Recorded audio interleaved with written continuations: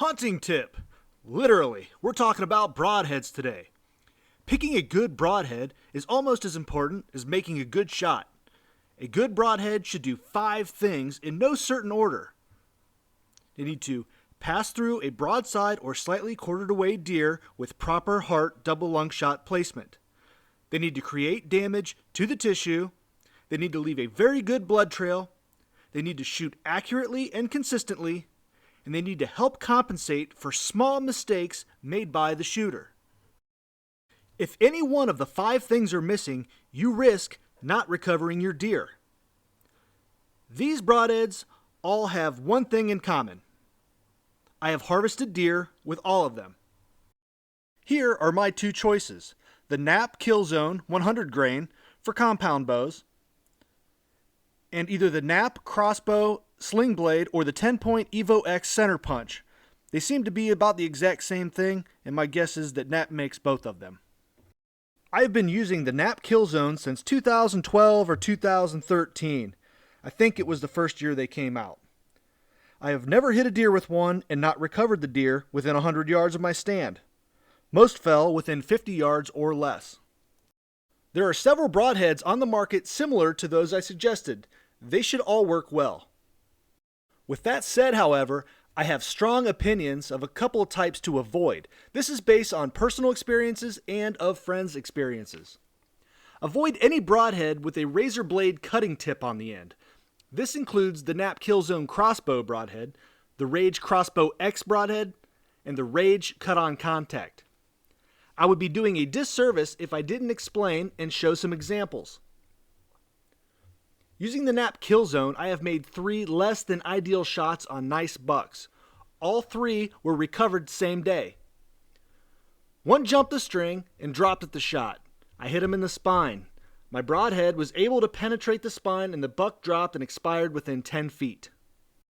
On another occasion, I got way too far into the shoulder. This is an instance where I made a mistake. The arrow did not pass through, but my broadhead was able to get itself into the vitals and the deer expired within 50 yards. But the plot thickens on this buck. I shot him the second evening of archery season. After I recovered the buck, I noticed a cut on its hide. I figured someone must have just barely nicked it, but when I cut the deer up the next day, I pulled this out from under the spine. Rage is exactly what I would have felt if I had shot this deer and lost it. It turned out that on opening morning, the neighbor's young son hit it with a crossbow. They were up for half the night with dogs trying to recover it. They felt better knowing that the buck showed up to me without any indication of the deer being wounded.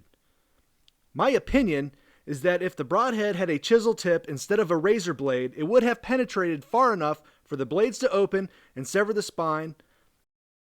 If this is helpful so far, please be sure to hit the like and subscribe. While recounting my last example, it still gives me the same sickening feeling I had when I released the arrow. At about noon, during a November 11th rut hunt, a nice buck showed up in front of my stand. He gave me a very nice, slightly quartered away shot at 15 yards. I pulled back, settled my pin on the back of the rib cage, and touched off the shot.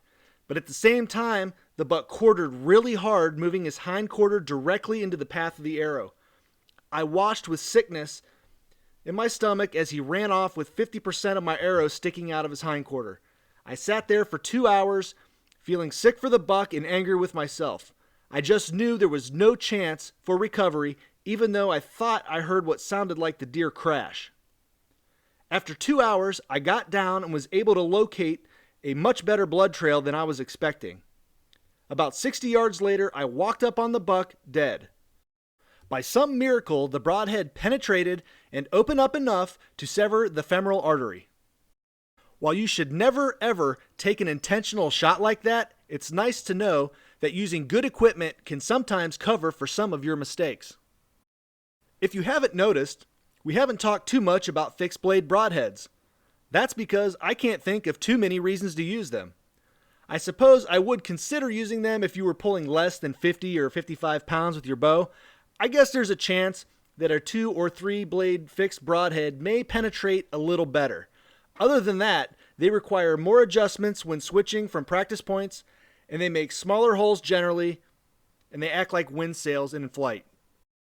Most expandables perform consistently. I've never had the before mentioned ones open in flight, on a deer, or at the range. I've never had one not open. Even if they didn't open, there would probably be plenty of exposed blade to cause enough damage for a quick recovery if it was a proper shot.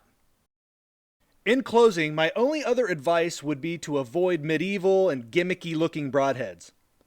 Every year some crazy looking broadheads come out. While some may work great on a perfect shot, most will not make it very far into a deer when they encounter a spine, shoulder blade, or rib bones. While cutting diameter is your friend, penetration is equally important. I find about a 2-inch cutting diameter with a 2-blade chisel tip expandable with rear deploying blades is about the perfect mix. Good luck, and tell us your favorite broadhead in the comments section.